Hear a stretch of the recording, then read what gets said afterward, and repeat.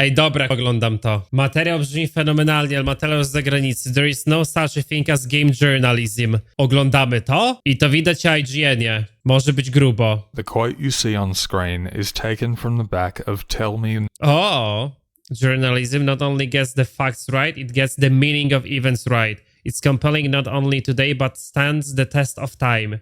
It is validated not only by reliable sources, but by unfolding history. It's in journalism that 10, 20, 50 years after the fact still holds up a true and intelligent mirror to events. Kurwa, no i to jest prawda. Kurde, zobaczcie, jak nawet to można łatwo przenieść na nasze podwórko, no nie? Mamy w Polsce walkę z obiektywnym i z subiektywnym dziennikarstwem, recenzjami i wypowiedziami na temat gier. Powiedzcie mi, mimo wszystko, z której grupy te wypowiedzi się lepiej zestarzały?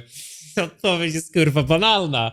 Odpowiedź jest banalna. Te wszystkie subiektywne to potem się, wiesz co by było inaczej, albo mi się podobało, albo mnie nie interesuje jak gra się sprzedaje, albo mnie nie interesuje zdanie graczy. Ja nie biorę pod uwagę ocen ogólnych, po prostu biorę test Metacritica, a zobacz, że na Steamie ta gra ma jednak dobre oceny, pomimo tego, że nie jest popularna. No Lies, an edited collection of investigative journalism that has stood the test of time. This old, well-worn book is something I've kept returning to over the years since I first borrowed it from my dad as a teenager because it captures the essence of real, authentic journalism, the great legal and often personal risks in holding the corrupt to account, and the timeless importance of truth and justice. Some of the works include The Atomic Plague by Wilfred Burchett, the first correspondent to enter Hiroshima following the bomb. From the opening line, "I write this as a warning to the world," he exposed the deadly realities of radiation that, had it not slipped past American censors, the world wouldn't have known. There is Martha Gellhorn's first-hand account of the liberation of Dachau, Seymour Hersh's expose on the My Lai massacre in Vietnam, John Pilger's Year Zero in Cambodia following the fall of the Khmer Rouge, as the country was abandoned by the United Nations because it just so happened to be liberated by the communist Vietnamese, and the West continued to recognize Pol Pot as the rightful leader for more than a decade after. Robert Fisk's haunting account of the Sabra and Shatila massacres, where hundreds of the elderly, women and children were brutally murdered by Christian and Israeli militia, and Paul Foot's tireless reporting on the Great Lockerbie whitewash. Whether you or I view these articles as politically advantageous or validating is besides the point, but when anyone talks about journalism, this is what really matters. There is a timeless quality to every single one of these articles, and the people behind them were so incredibly brave. They put themselves, their own health, their very life at risk. This is why I feel such great personal disgust at anyone who claims to be a games journalist or operating with any kind of journalistic integrity, because the people we're about to cover are the very antithesis of investigative reporters, to the point they don't even deserve to be in the same room. The following video is my best attempt to explain the deep, morally and ethically corrupt grift that passes as games media today, and expose the many so-called journalists that use it as a springboard for cynical self-interest. From Kotaku to IGN to the Mary Sue to the Daily Wire to e-girls begging for attention, what passes for journalism in the age of social media is a shallow imitation of the word, and why I have and always will refer to it as media. This is by no means comprehensive because I couldn't possibly cite every single example. Kurwa, podoba mi się to. Też przestaję nazywać dziennikarzami, po prostu zaczynam gadać o nich jako media. Go down every little rabbit hole without the video being a million hours long. To preempt some very likely and lazy criticism, I am not and have never claimed to be a journalist myself either. I also will not be going into Gamergate specifically, other than possibly touching on it briefly where relevant, because there are countless documentaries about that by now, and I don't feel like trying to untangle it. Everything that could have possibly been said about that whole thing already has. Suffice to say, whatever the movement became, the behavior of certain people, and whichever side was right or... Kurwa, ale Dokładnie to jest to, co mnie najbardziej wkurwia i to jest coś, co najczęściej ma miejsce. Ci ludzie zawsze, oni nie stoją przy własnych przekonaniach, oni nie stoją przy własnych przemyśleniach, oni nie stoją przy tym, co sami wytworzyli, nie. Oni zawsze stoją tylko tam, gdzie jest zdecydowana większość. To jest straszny, kurwa, koniunkturalizm i to jest populizm i nic więcej, który bije z tych, kurwa, dziennikarzy. Teraz jak się zapytasz kogoś Diablo 4, nie, Diablo 4, co ty, stary, pogrążyło serię, gówniana gra. Zapytaj się kogoś 2 lata temu Diablo 4, nie, stary, będzie banger, będzie, kurwa, najlepiej, no nie? I zrób to samo, kurwa, z wszystkimi innymi grami, które miały ogromny budżet na marketing, które były bardzo szeroko coverowane w mediach, na temat których ludzie chcieli mieć informacje i kto wtedy potrafił, kurwa, wziąć i wyrazić swoje zdanie i faktycznie brać pod uwagę to, co dostajemy i oceniać to, co dostajemy i patrzeć na te gry w obiektywny sposób, patrzeć, kurwa, na te gry w rzetelny sposób, a kto po prostu wypuszczał kolejne marketingowe slopy, które, kurwa, sprzedawały większej ilości ludzi, kolejne odsłony gry i kolejne liczby w Excelu tylko po to, żeby samemu jeszcze na tym zarabiać, nie? 1. Zoe Quinn did sleep with Nathan Grayson. I ci media workerzy potem będą tutaj mówić, że ty mówisz swoim psom, co mają myśleć, kiedy sami pytają wielkie korporacje, co mają myśleć. Widzisz, największy problem jest taki, że ja po prostu tworzę kanał, gdzie mówię to, na co mam ochotę. A to, że to nagle, kurwa, przemawia do jakichś ludzi, bo potem ci ludzie, kurwa, zauważają, że te rzeczy się ze sobą, kurwa, łączą, że to konfliktuje z tym, co mówią inni i zauważają w tym jakąś, kurwa, korelację pomiędzy tym, co jest faktycznie wyświetlane na ekranie i pomiędzy tym, co mówię i to, że to się nie zgadza, kurwa, z tym, kto mówił ktoś inny, no to już jest druga sprawa, że ludzie po prostu są bardziej spostrzegawczy niektórzy. They were at least friends for years before this, where he failed to disclose the conflict of interest in reporting on her games, and a then completely unknown Anita Sarkeesian used this period as a platform to make a lot of money through Kickstarter. These are undisputed facts. I will also not be delving into review culture per se, or particularly infamous examples, unless it's directly relevant. This is because it's difficult to judge... No nie, no serio, kurwa, no w dzisiejszych czasach, no od ilu lat my mamy do czynienia z dziennikarstwem gamingowym w Polsce? 35, 40? I teraz pokażcie mi sprzed ostatnich 5 lat, kurwa, dziennikarzy, youtuberów albo influencerów, którzy w momencie, gdy był jakiś nahypowany produkt, który wychodził, to byli w stanie odbiorców przed nim przestrzec, jeżeli nie spełniał odpowiednich wymagań.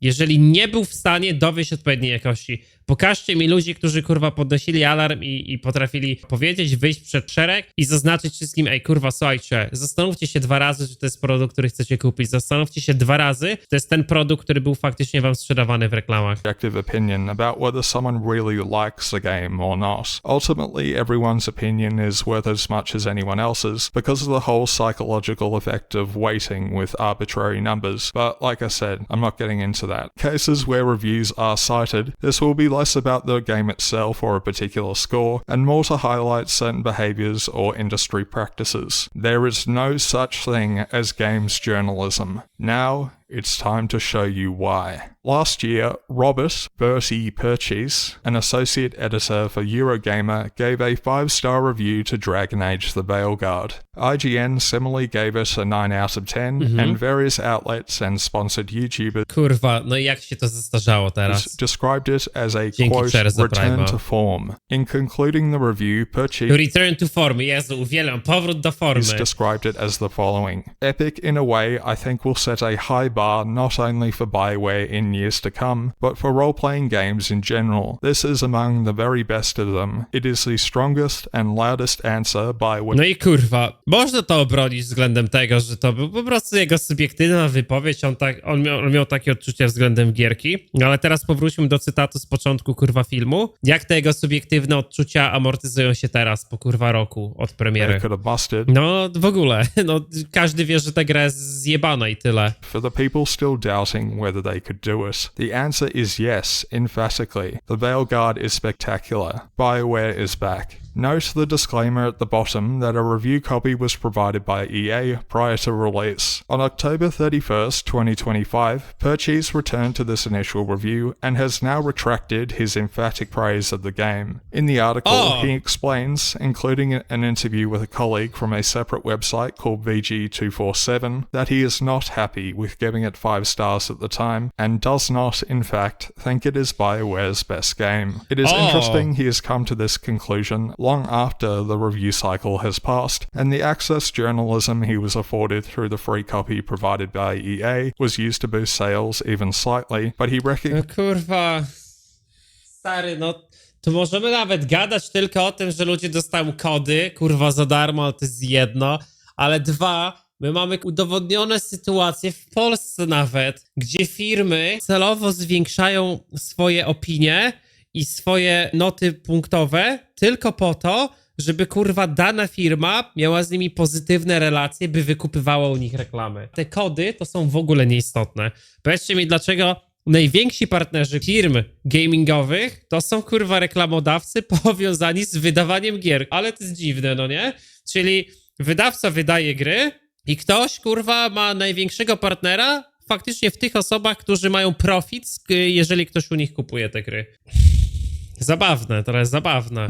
That he made a mistake. Another thing to note is that last year IGN zaraz, bought wiecie, ktoś może powiedzieć, kurwa, ale co jest w tym dziwnego, że najwięksi partnerzy, kurwa, firmy związanej z grami to są faktycznie, kurwa, gry. No nie wiem, stary. Może, kurwa, fakt tego, że w większości sytuacji, no, reklamy nie mają takiej krótkiej linii korelacji pomiędzy wysoko ocenianym produktem i kupowanymi, kurwa, reklamami. No nie wiem, u mnie jakbyście sobie wyciągnęli największych reklamodawców, no to też byście wyciągnęli sobie wszystkich reklamodawców tak naprawdę, no ale finalnie okazałoby się, że największe pieniądze przychodzą z reklam z YouTube'a, które są po prostu ogólne, tak? I są dostosowane do tego, co wy oglądacie i jakie wy macie ciasteczka i czym wy się interesujecie, a drugie są związane z Twitchem, czyli faktycznie z waszymi subskrypcjami. I dopiero potem byście mieli Cowley, mielibyście XTB, mielibyście Instant Gaming i mielibyście Red Dragona, czyli mielibyście sprzęt, napoje, giełdę, faktycznie kogoś, kto wam może dostarczyć klucze komputerowe, no nie? Podana kolejność jest całkowicie randomowa, no nie?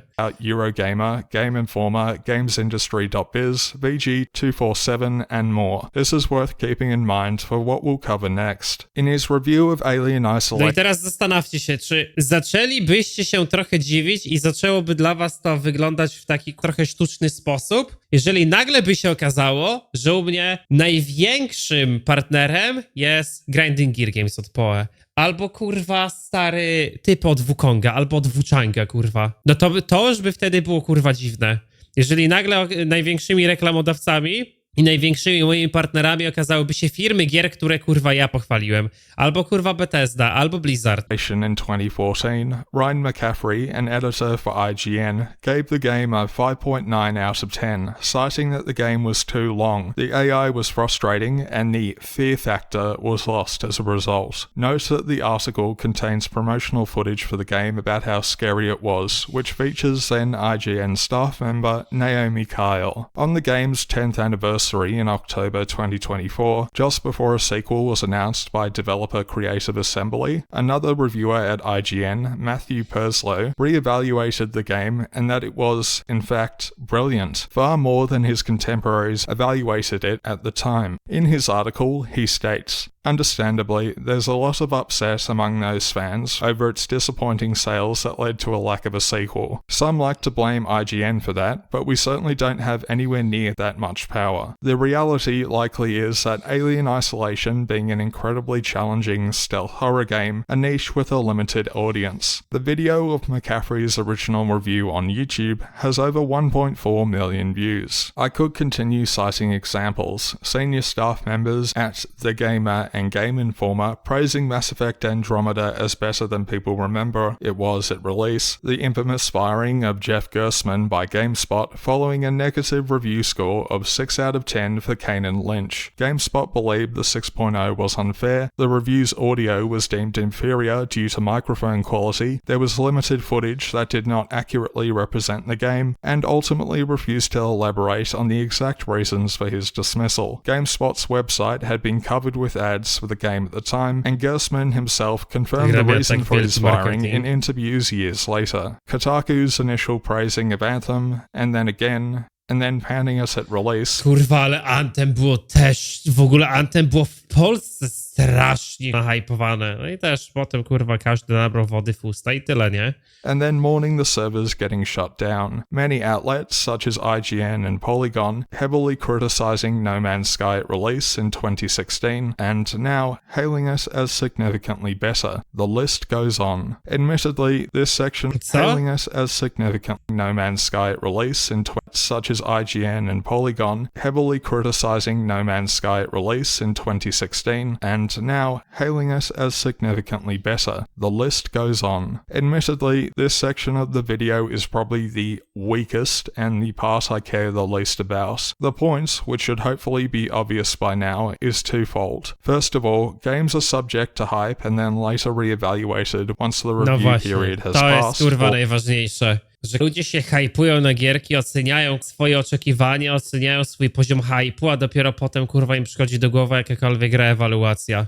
To further highlight this contradiction, panned at release, and then re-evaluated later on as better than they were. A double dip, if you will. First of all, hype is worth a whole discussion just on its own. Given that these outlets operate solely through ad revenue, either through videos on YouTube or written articles on their respective websites, whatever editorial process is involved, these companies are the same as any other. They need to make money. Even the most well-intentioned editor in the world will not be employed for long if they can't drum up headlines that people want to hear. This is what gets attention. It's human nature, and more often than not, driven by negativity. Let me pose a question to you. By your initial reaction, what would you like to hear about more? A brief 200-word article about some new portraits an indie developer has just added in an update, or a 1,000-word article detailing abusive practices in AAA studios? If you're excited for an upcoming release, what would you like to hear about more? A middling 7 out of 10 shrug of a review, or a glowing recommendation that this is one of the best games of the year and a return to form? If the game's really bad, you don't just get the review, you get the podcast, the breakdown, minute-to-minute reporting of what's happening behind the scenes, welcoming or condemnation of the tiniest patch. Major releases are the lifeblood of games media, and a gift that keeps on giving. The problem isn't with individual people changing their opinion.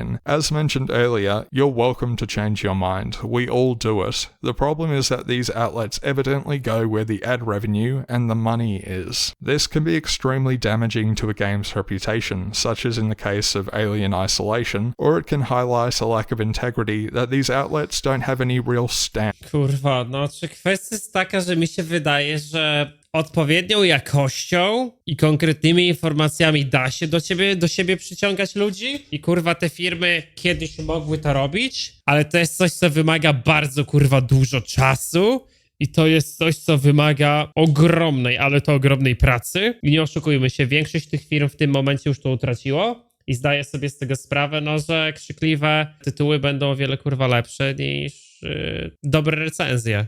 To begin with, was Dragon Age the Veilguard a return to form, or the worst thing ever? Was Jeff Gersman, in breach of his role as an editor and reviewer, to be so dishonest about a game whose publisher had been pumping money into GameSpot's website? Review culture is a can of worms that I won't get into here. Frankly, I don't care. Most people just want media to tell them what they want to hear, rather than genuine critique, but this is the tip. No to za każdym razem widać przecież, że ludzie przychodzą na jakieś streamy, ludzie przychodzą pod jakieś filmy, żeby usłyszeć, kurwa, że mogą się dobrze bawić w gierce, że streamer też jest zadowolony z wydanych pieniędzy, tak jak on.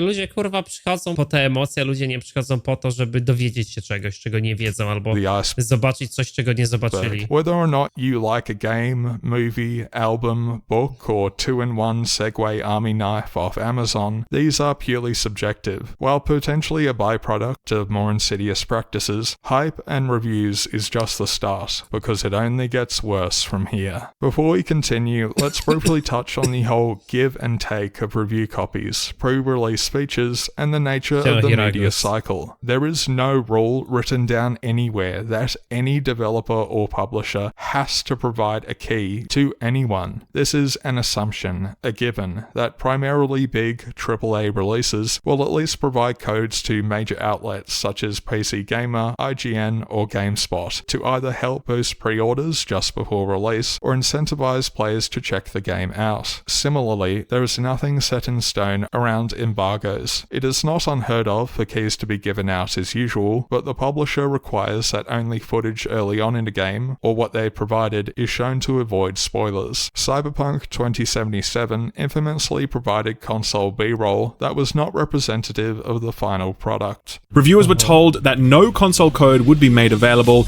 and that we were only allowed to review the game on PC. It is also not uncommon for embargoes to go right up until the day of release, such as in the case of the Callisto Protocol. So why does any of this matter? The give and take, as mentioned earlier, relies on a mutually beneficial exchange. In providing keys to media outlets or YouTubers, the publisher is relying on word of mouth and banking on a positive reception to build up hype and, therefore, sales. For the reviewer, posting their thoughts in written or video format will get eyes on their page and thus add revenue, subscribers, followers, and so forth. Simply put, both sides are in it for profit. The opinion or score itself is secondary. Publishers are companies and exist to make money. It's not really relevant to this video whether they're consumer friendly or not. Another infamous example was ZeniMax refusing review codes of Starfield to most UK outlets as a petty act of revenge after the Competition and Markets Authority, or CMA for short, raised concerns around Bethesda's parent company, Microsoft, during their acquisition of Activision Blizzard. Instead, let's come back to the reviewer and media side of things, and how they benefit from giving particular results. IGN First is an exclusive hands-on series where the developer provides gameplay footage or previews that no other outlet has access to. This is, quite literally, access journalism, given that IGN is the most popular and farthest reaching games media. Kurwa, no to co mówi, to jest prawdziwe. To jest typowy access journalism, gdzie IGN nigdy niczego nie skrytykuje,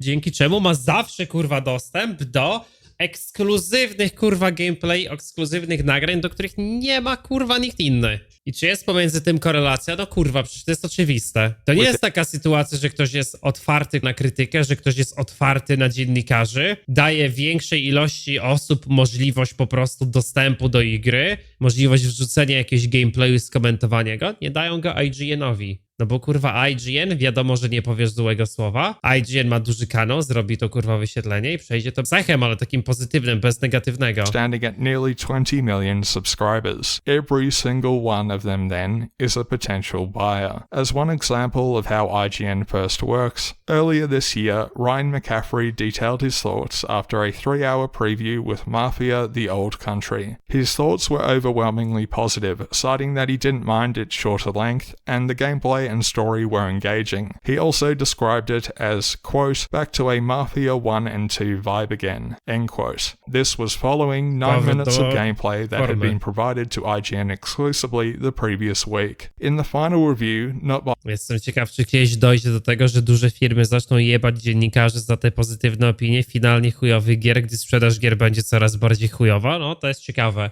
Znaczy...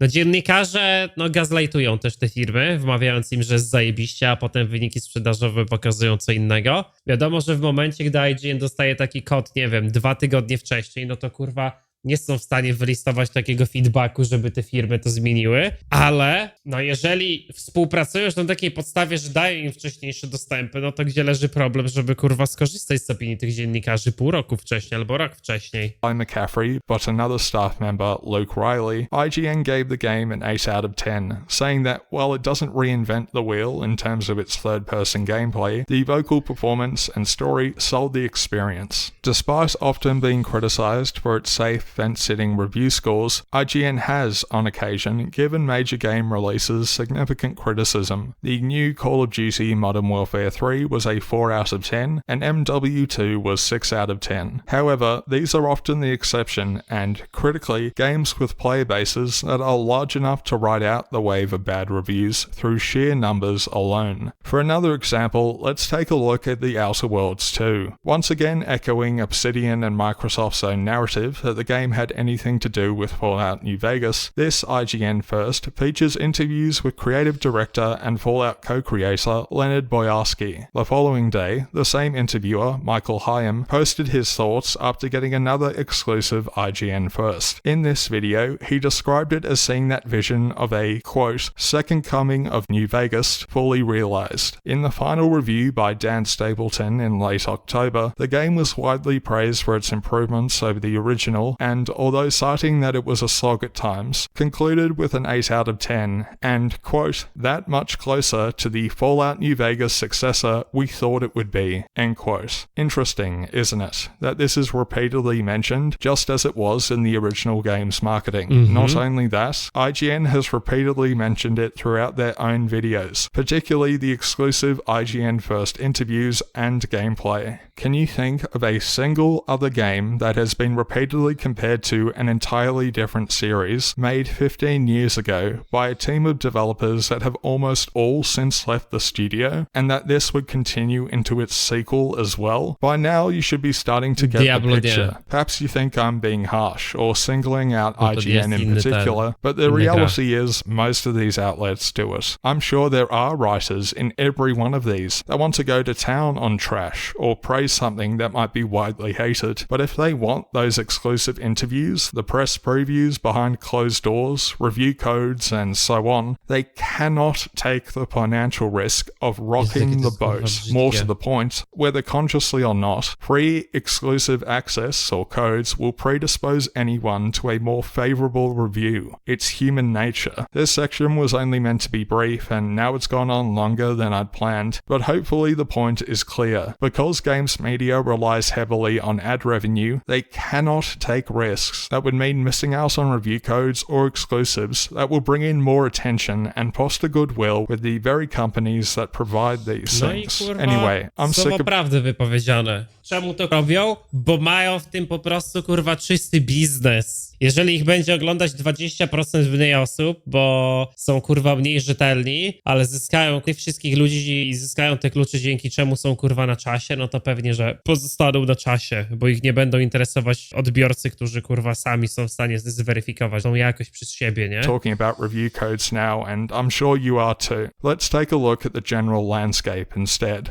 In June 2020, Jonathan Dornbrush, then editor at IGN, gave The Last of Us Part 2 a 10 out of 10, or masterpiece, rating, according to the outlet's review system, citing it as, quote, the culmination of everything that's made Naughty Dog's blockbuster storytelling so memorable since the original Uncharted on the PlayStation 3, one of the generation's best games, end quote. 2 years later, he revealed that he'd been hired by Sony and now works as the editorial content manager for Naughty Dog. He now writes articles for the same studio he gave a 10 out of 10 rating for their previous game. I could stop there, but let's continue. In June 2014, Kevin Van Ord gave Divinity Original Sin a 9 out of 10 in his review for GameSpot, and also awarded it the Game of the Month for July that year. A year later, he revealed that he was leaving GameSpot after he'd been hired on as a writer for MMO developer Treon Worlds. This venture apparently didn't last, and in May 2016, he was hired on as a writer for Larian Studios, where he has worked at since, including their major releases Divinity Original Sin 2 and Baldur's Gate 3, of which GameSpot awarded both games a 10 out of 10 rating. Alana Pierce is a US-based Australian games media personality and streamer that worked at IGN, Rooster Teeth, Funhouse, and Inside Gaming until October 2020. The following month, she announced she'd joined... Jezu, ja nie mogę tej babki oglądać, nie? Ona cały czas gada o tym, że pracowała nad God of War'em, no nie? To jest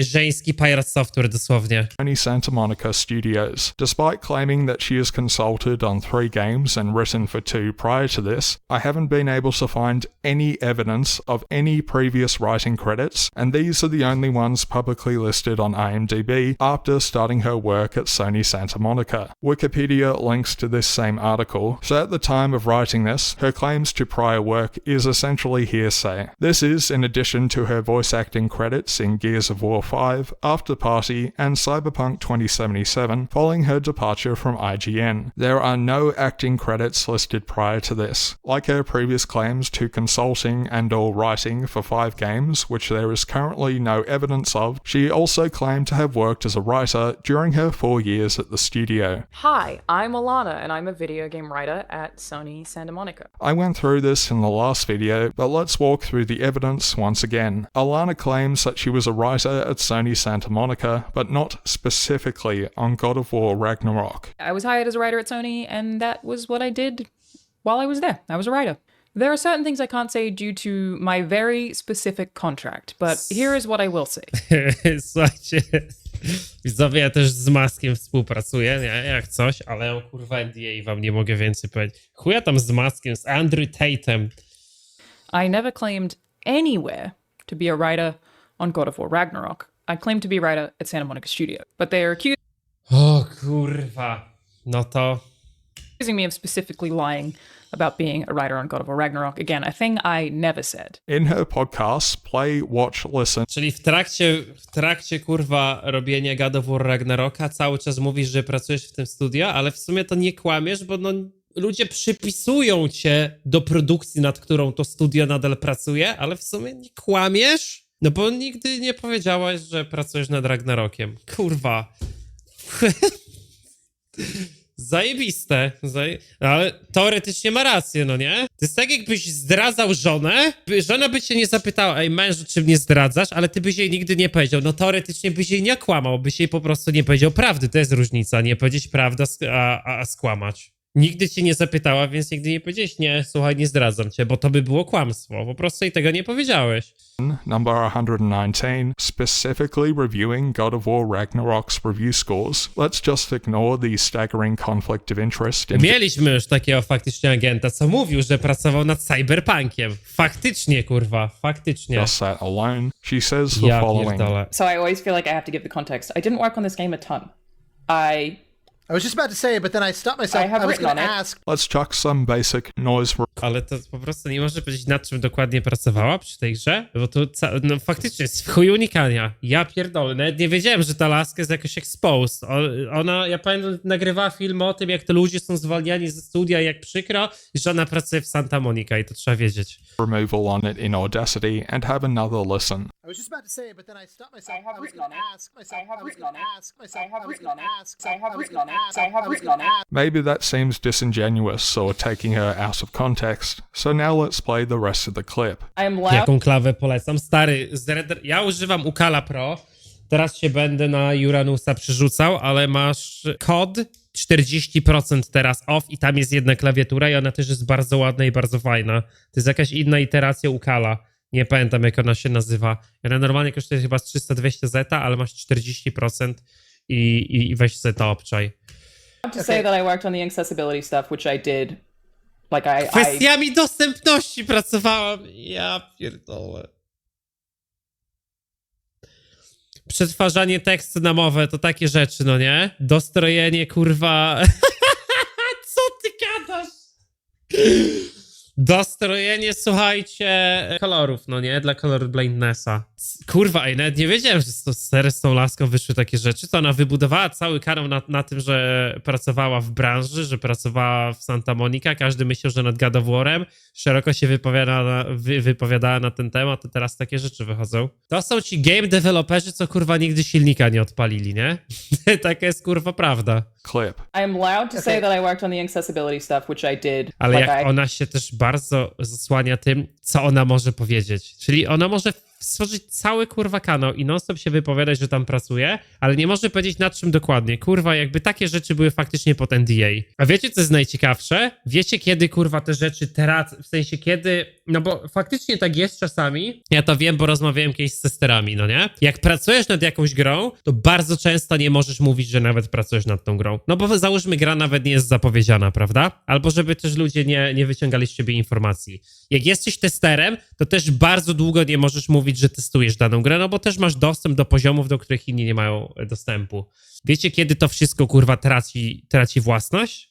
No to jest banalne do ustalenia. Może wy to nawet logicznie, kurwa, będziecie w stanie teraz przekminić. Ja oglądałem ten film, to sprawdziłem sobie. Alana Pierce, jej praktycznie nikt nie ogląda i strony są kilkukrotnie mniejsze od twoich, co jest zabawne. Ma kilkaset tysięcy follow, obserwuję CEO Twitcha. Znaczy ona ma kanał na YouTube, który ma ogromne wyświetlenia. Na premierę, gdy dropią, kurwa, napisy. Bo wtedy muszą być ludzie wylistowani w tych napisach. Nie zawsze testerzy są listowani w napisach, ale w przypadku testerów są bardzo często listowani w napisach i wtedy mogą... to się staje publiczną informacją, bo ludzie mają do tego dostęp. Więc jeżeli pracujesz w grze, w jakimś konkretnym kurwa dziale, nad jakimś konkretnym zestawem mechanik, w jakiejś konkretnej kurwa gałęzi tej gry i ty jesteś potem wylistowany w napisach, że byłeś odpowiedzialny za coś, no to kurwa nie możesz się potem bronić tym, że a nie mogę powiedzieć, nad czym pracowałem. No nie, bo kurwa to jest w napisach i God of War na pewno ma takie napisy, więc no ona pierdoli bzdury to akurat. Jeżeli ona mówi, że jedyne co może powiedzieć to, że pracowała na accessibility, no to najprawdopodobniej pracowała tylko nad tym. Rest of the clip. I am allowed to say that I worked on the accessibility stuff, which I did. Like I pitched and helped iterate some literal features of the game, some gameplay mechanics. Aha! I pitched and helped iterate some Pitch some mechanics. A, no to jest kurwa. Posłuchajcie, to biorąc takie rzeczy pod uwagę, to ja kurwa pracuję nad Downwalkerem, kurwa Cyberpunkiem 2, Wiedźminem 4, kurwa Gothiciem Remake, Oblivionem najnowszym, bo kurwa ja też tworzę kanał i podrzucam jakieś pomysły. Kurwa, to jest stary. To jest tak, jak jakieś pracowałem w korpo i na przykład współpracowałem tam czasami z działem UX-u, ale no to, że im na przykład wysłałem, co myślę na jakiś temat, jak pytali o to w mailu, no to nie znaczy, że ja potem bym sobie przypisywał zasługi tego, co oni kurwa zrobili, nie? features of the game, some gameplay mechanics. No właśnie, ten font jest za mały. Kurwa, UX design, no kurwa, tak jest właśnie. Krzysiek komentarz dokładnie to, co napisałeś, to dokładnie tak wygląda. Pitch some mechanics. No kurwa, dasz trochę feedback, no to no nie... Jezu ci, stary, odrealnieni są ci ludzie. For writing, I think I'm allowed to say... There's at I'm least not one allowed to boy say. in I'm not there allowed that's to yours. say what. I can say. I wrote some supportive content, and I'm not allowed to say what. Quote. Treści pomocniczych. To ona opisy chyba robiła do właśnie wszystkich accessibility options. To, kurwa, na tutoriale może napisała, no nie? Kliknij B, aby pobiec. To jest supportive content, no to są tutoriale, nic innego mi nie przychodzi. Dokumentację? Wątpię, że pisała dokumentację, stary. Żeby pisać dokumentację, musisz być akurat bardzo głęboko zagłębiony w tym. To nie jest tak, że bierzesz sobie kogoś tak żeby ci napisał, kurwa, dokumentację. Nie. Dokumentację to jest najważniejsza rzecz, kurwa, w projekcie. For writing, I'm not allowed to say what. End quote. If she wasn't a writer, why would she be saying this? I can say. I wrote some supportive content, and I don't. No tak, no ja mogę sobie przypisać zasługi gry online, chociaż to prawda, oni mają 4,5 miliona strat w poprzednim roku, więc tam ciężko mówić o zasługach. No ale skoro wiesz, ja ostatnio mogłem wytworzyć film, który wpłynął na to, że usunęli część ze swojego wideo i zedytowali swój jeden wpis, no to chyba kurwa tak, nie?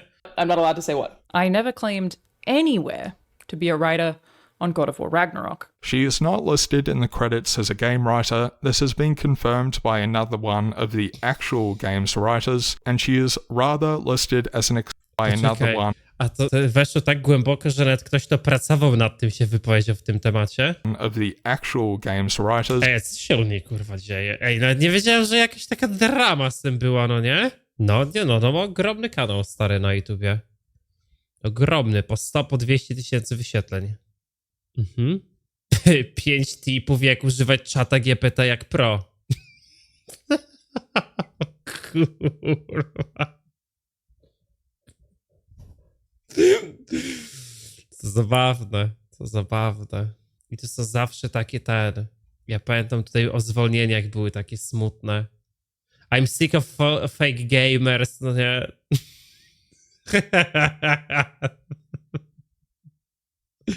No, to takie rzeczy były. Well. Ty, faktycznie, no, ona streamuje na Twitchu, poza tym. Serio? Pokaż.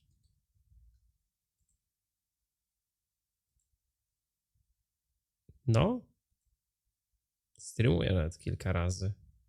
No dobra, idziemy dalej. Chuj, ciekawe to jest. And she is rather listed as an accessibility consultant. She responded to this saying that she never claimed to be a writer, which has already been disproven, and then seems to try and imply that accessibility is the same as writing and design. Let's go back to her initial clip and her tweet here. I never claimed anywhere to be a writer on God of War Ragnarok. I claimed to be a writer at Santa Monica Studio, but they are accusing me of specifically lying about being a writer on God of War Ragnarok. Again, a thing I never said. Now let's play the audio again. I have written on it. Oh dear. There is irrefutable evidence straight from her own mouth of claiming to be a writer, which she then edited out from the same debunk video you just saw, and then subsequent tweets of pretending to be a writer when she was actually just an accessibility consultant. There is nothing wrong with that position. All developers are worthy of respect, but not when they pretend to be something they're not. For the same reason, I haven't worked at Blizzard. To jest jeden z tych materiałów, który pokazuje, że ludzie, którzy siedzą w game devie, mają po prostu rozjebane głowy. Im się wydaje, jak oni w innym świecie, kurwa, funkcjonowali. Naprawdę. Oni wszyscy mają tak ogromną chęć, żeby usiąść i się pochwalić tym, że kurwa pracują nad jakąś grą. Tylko że no większość z nich no nie może się tym pochwalić, że faktycznie pracują nad jakąś grą, nie? And why I'm not a co-founder of Rockstar Games. Whether she Finalnie did się okazuje, że co, że laska no, była konsultantem do opcji accessibility. in fact also spend her contract at Sony Santa Monica as a writer for other games is unclear. Czy mówisz to jako z pozycji, która pracuje... Stary, tak, mówię to kurwa z pozycji osoby, która pracuje w game devie. Zobacz. Tu mam kurwa Unity otworzone, no nie? I tu pracuję nad kurwa fontami. Widzisz to? Tak to kurwa wygląda. Przygotowałem się. Jak najbardziej, kurwa. Ja nawet z pracy nie mogę wyjść. Ja z jednej, kurwa, pracy do drugiej, stary, przychodzę. Czaisz to, kurwa? Tak to wygląda. In the other writing specific Ja jestem, słuchaj, text consultant. Sorry, UX design consultant, no nie? credit she has in anything Nie, to to do jest ten insert coin play through to font albo coś takiego, wiesz? No, press start. To jest ten foncik, nie? Chcielibyście widzieć jakiś streama z takich rzeczy? Z dostrajania? No wiecie, ja kodu kurwa nie piszę, no nie umiem pisać kodu kurwa, no tym się Pawik zajmuje, ale jak coś takiego jest przygotowane, to dobieranie takich rzeczy mega kurwa ciekawe, no nie? with God of War Ragnarok was a cookbook. At the time of writing this video, Alana Pierce does not have a single publicly available writing credit on any game to date. By now, the point should be clear. It is one thing for media personalities to move between outlets. This is not unheard of and, if anything, encouraged, given how tightly knit the media circuit is and moving in the same circles. It is another thing entirely to use your role as a games media personality or streamer or highbrow critic to strong-arm your way into the industry through Ale connections. kurwa, to ma wszędzie dosłownie pozycję. To kurwa wszędzie ma miejsce. To przecież jest taka sytuacja, że to jest coś, co ludzie na przykład bardzo często nadużywają na Twitterze, czyli sobie wpisują, że pracują kurwa w Blizzardzie, po czym okazuje się, że oni na przykład są odpowiedzialni za przygotowanie i powierzchni płaskich, czyli kurwa sprzątają na przykład, nie? Bias and ultimately nepotism. Jonathan Dornbrush, Kevin Van Ord, and Alana Pierce are only a few examples of the cronyism that exists within game games media, where personalities are awarded with developer or studio roles, while actual developers with real, tangible experience are not. This is not only blatantly corrupt, not only evidence of clear favoritism, it is an affront to the journalistic integrity which these bottom feeders pretend to uphold. What is particularly egregious about cases such as Alana Pierce is the astounding lack of oversight and failing to disclose an obvious conflict of interest. There is the previous example where she had her voice and likeness used in Cyberpunk 2077, given one of their branded chairs, and praised it in the lead up to release, but this is small change compared to her other behaviour. Even if I had not just provided irrefutable evidence of her claiming to be a writer on God of War Ragnarok and thus breaching her NDA at the time as a contractor, the fact she and many other media personalities and YouTubers are free to continue streaming and voice opinions about anything, let alone competitions or the games they're actively involved in, beggars belief. It is indicative of the deep corruption and fundamental lack of integrity that each of these people holds, and returning to my central thesis, what a fucking joke it is to claim that any of you are journalists. Games media is in bed with the industry and corporations, and to claim otherwise is nothing. Mi się wydaje, że najprostsza rzecz, którą można odbić każdą osobę, która po prostu mówi, że jest dziennikarzem growym, to mu powiedzieć, okej, jaką ty ciekawą opinię, kurwa, napisałeś? Na temat czego ty faktycznie wytworzyłeś jakiś tekst, wideo, co rzuciło, kurwa, nowe światło. Naprawdę. Co to osiągnąłeś, kurwa, w dziennikarstwie? Przepisałeś kolejny raz artykuł o tym, że Switch 2 wychodzi, że niedługo PS5 Pro? To jest ta sytuacja. No raczej dziennikarze z jakimś konkretnym dorobkiem, to są dziennikarze, przy których jesteś w stanie wskazać, że pracowali nad naprawdę jakąś ciekawą sprawą, nie? Nad czymś dobrym, nad czymś, co miało duży wpływ na opinię publiczną. To jest, kurwa, no taka sytuacja.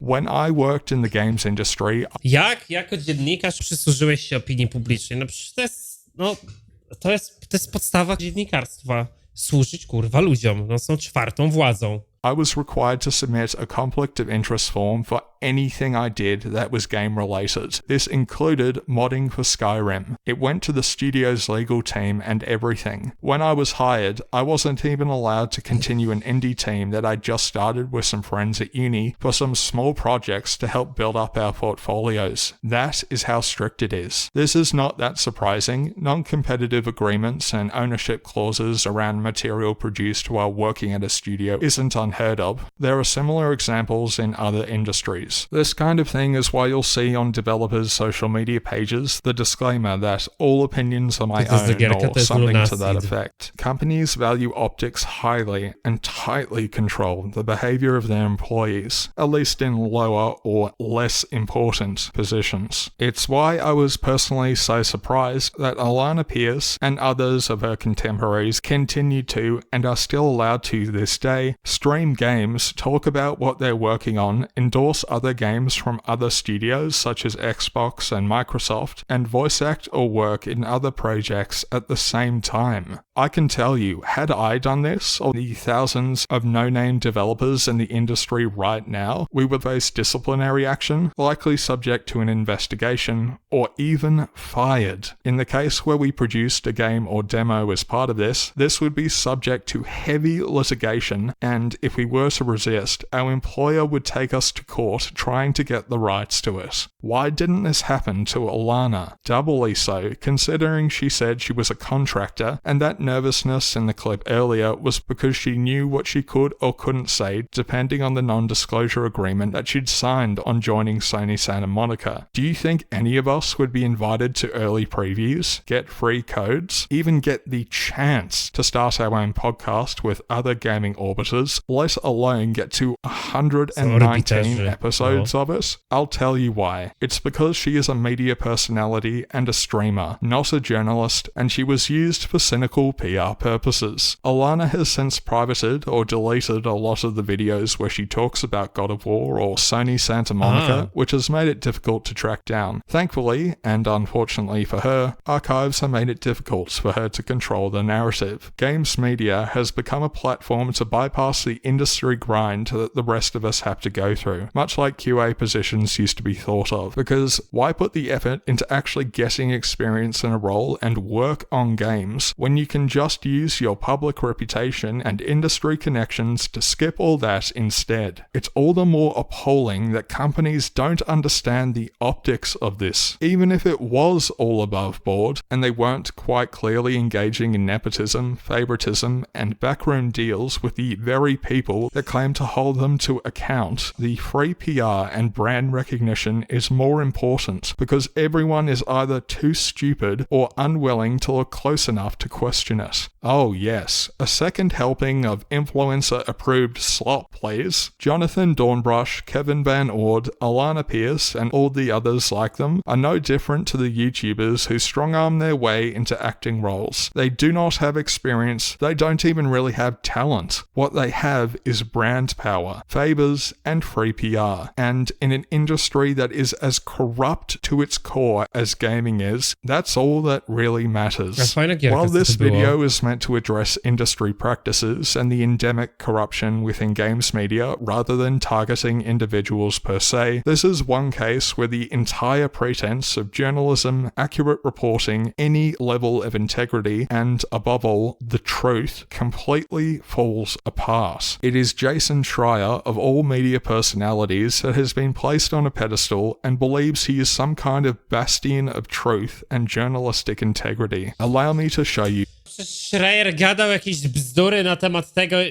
chyba na temat Dragon Age'a, że się rzekomo jakoś zajebiście sprzedaje, po czym wylistował, że jest top kurwa sellerem na Steamie w dniu, w którym nie miało żadnej premiery żadna inna gra. No to ciężko jest być studiem AAA i nie być top 1, jeżeli no nie masz żadnej konkurencji. To chyba Schreier, nie? Na tym się tak wjebał i pokazał fundamentalny brak wiedzy na temat tego, jak działa ten system.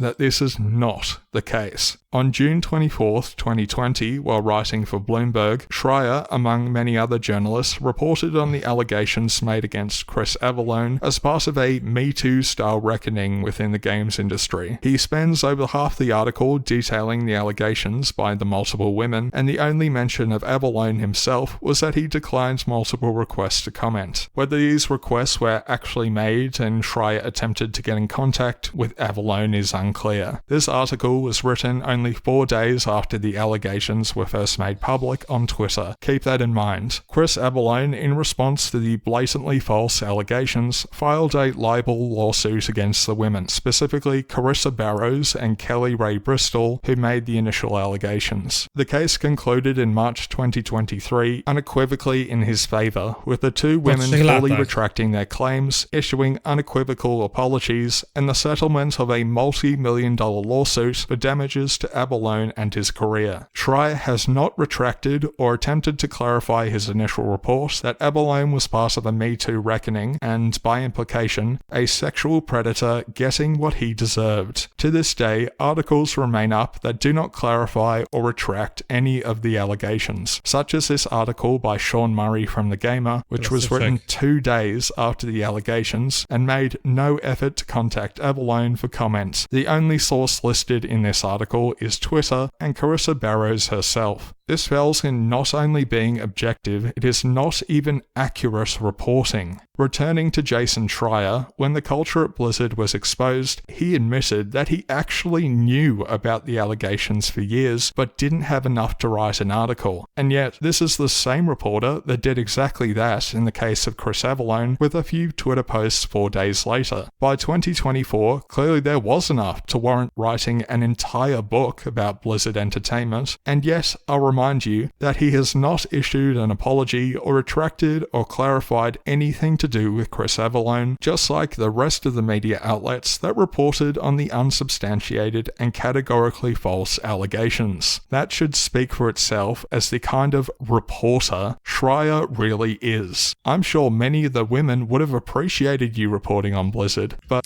Czyli napisał o tym, o Avallonie, jakim to jest predatorem seksualnym, tak? Gdzie no po 3 latach okazało się, że to wszystko to były pomówienia.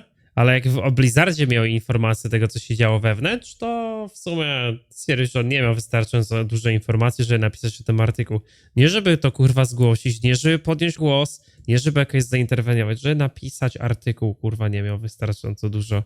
I guess the truth is only convenient for you, Jason, when it brings a lot of ad revenue to the site Dokładnie. you're writing for To and są the press tour przemyślenia. after writing a new book. Simply put, Jason Schreier is not an investigative journalist or a source of truth or even accurate in his reporting. He is a biased grifter that has built up enough of a reputation that people take his explicitly biased articles at face value and does not operate with any kind of integrity or objectivity that actual journalism demands. His big pieces, such as the expose on BioWare at the time of Anthem's development, highlight a pattern of this behavior. First of all, the article is predicated almost entirely on the allegations of 19 anonymous employees, where, conveniently, there is no way to actually prove whether any of what they're saying is true, and much like the abalone allegations, is little more than hearsay. Did someone actually go into a room and cry? Your guess is as good as mine. This is not running defense for BioWare.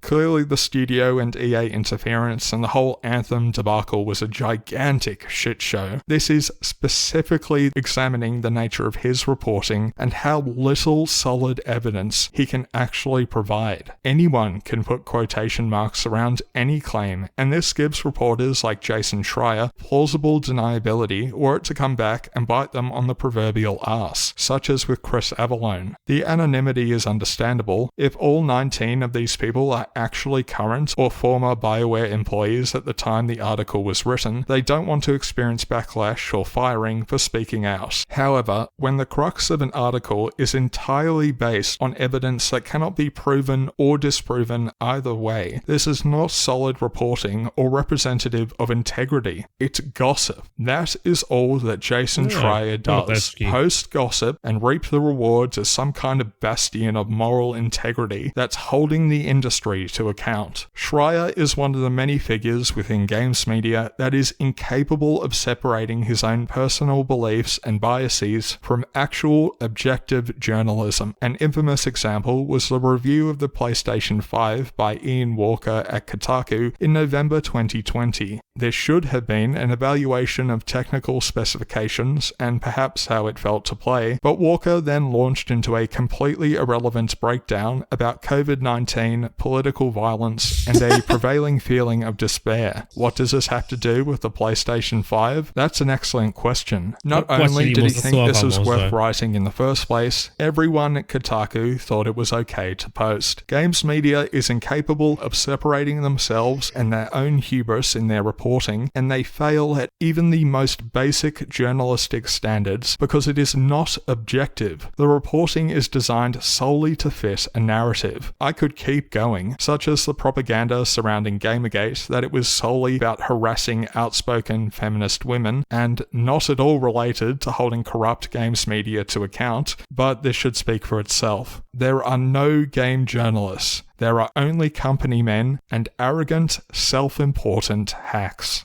Finally, it's fitting that we end this video on what is the final form of games media and the face of everything wrong with it, Jeff Keighley. This partnership and why I'm excited about it is that they're really adding value to the equation. To quote Eurogamer's Robert Florence, Jeff Keighley is often described as an industry leader, a games expert. He is one of the most prominent games journalists in the world, and there he sits, right there, beside a table of snacks. He will be sitting there forever in our minds. That's what he is now. Jeff jest, kurwa, biznesmenem, jest organizatorem eventów, nie? And in a sense, it is what he always was. As executive producer of the mindless, horrifying spectacle that is the Spike TV Game Awards, he oversees the delivery of a televisual table full of junk, an entire festival of cultural Doritos. This was in 2012, by the way. There couldn't be a more perfect image of the corruption and hypocrisy of games media. Florence's description captured the microcosm of games media over games journalism beautifully. But that's not all, because Keighley somehow managed to get worse. From sitting beside snacks and Halo 4 promotion, to hosting the Summer Games Fest for IGN, to the Game Awards each December, Keighley has, if anything, doubled down on this image. Florence may have been charitable in describing him as a journalist, but there is no journalism to be had, nor integrity or self-respect. Whenever Keighley invites invites his best friend Hideo Kojima up on stage, or cuts off award winners to move on to the next lot of commercials, you know that there is nothing left over. There is no integrity, no interest in truth, only profit and our friends and connections. There is no such thing as games journalism.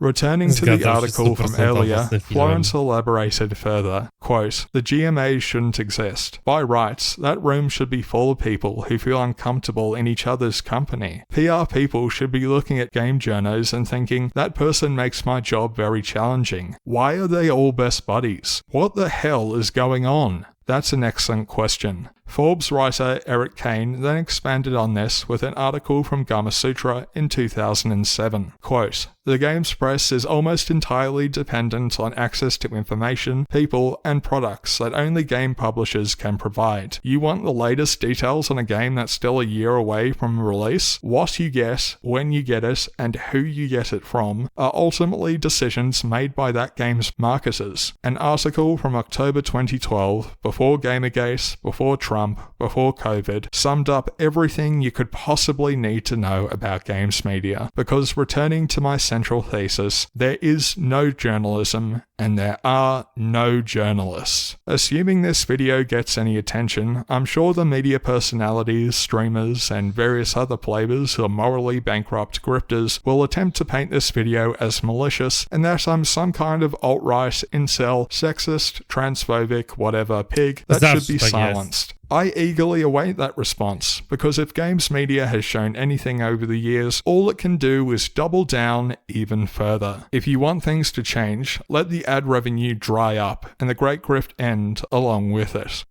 Thanks for watching. No, kurwa, jak myślicie, ile z tych ludzi faktycznie nadal byłoby dziennikarzami albo zajmowałoby się tematem growym, streamowałoby gry, gadałoby o grach, pisałoby o grach, tworzyłoby na ten temat jakiekolwiek artykuły, gdyby nie było w tym pieniędzy? To ja wam kurwa powiem. 99% by się z tego wypisało. 99% kurwa. Ale ja mogę zaznaczyć cnotę, że słuchajcie, ja bym to robił. Codziennie kurwa bym odpalał streama z Doty specjalnie dla was. Dzień w dzień byłaby dosłownie Dota na kanale. Naprawdę nie musielibyście się niczym przejmować. Niczym.